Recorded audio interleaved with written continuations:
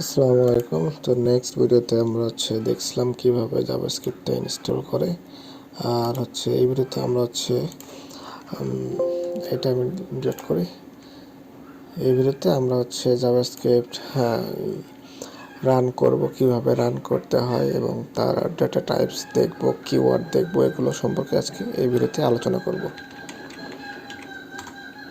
তো আমি apps.js লিখলাম, জাভাস্ক্রিপ্টের app.js লিখলে জাভাস্ক্রিপ্টের এক্সটেনশন সহ জাভাস্ক্রিপ্ট ফাইল তৈরি হয়ে গেল।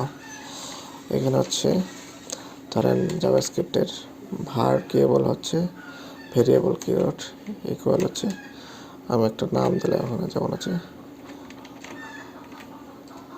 var দিয়ে আমি একটা ভেরিয়েবল নেম দিলাম, টেস্ট ইকুয়াল না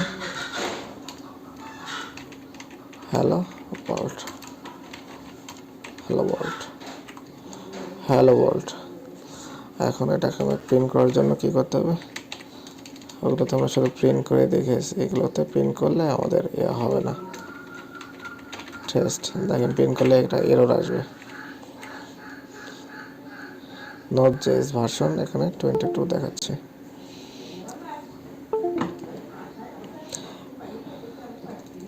এখন আমাদের জাভাস্ক্রিপ্ট প্রিন্ট করার জন্য console.log টেস্ট। এখন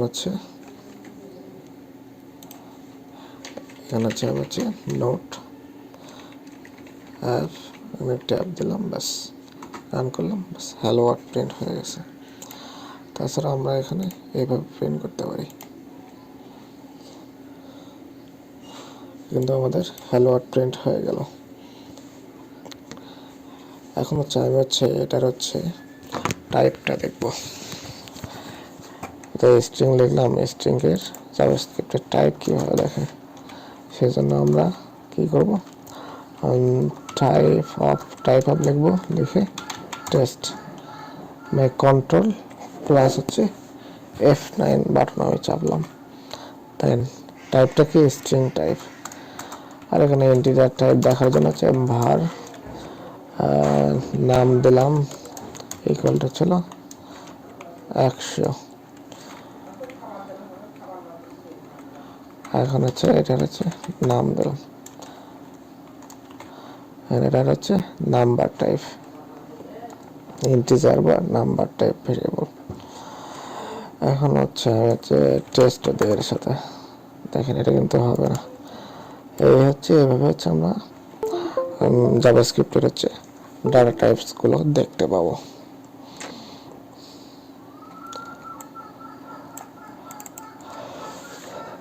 আর আমরা এখানে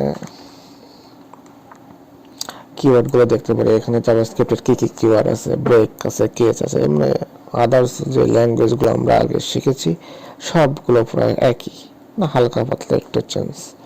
break, case, constant, delete, import, if, else, export সব একই। Try case, this, switch, super, return, new, type of, var, void, while, wait, it ইত্যাদি সবকিছু এক, শুধু আমাদের এখানে console.log এইগুলো লিখে প্রিন্ট করতে হবে। তা আমরা আরো কিছু দেখবো নেক্সট ভিডিওতে।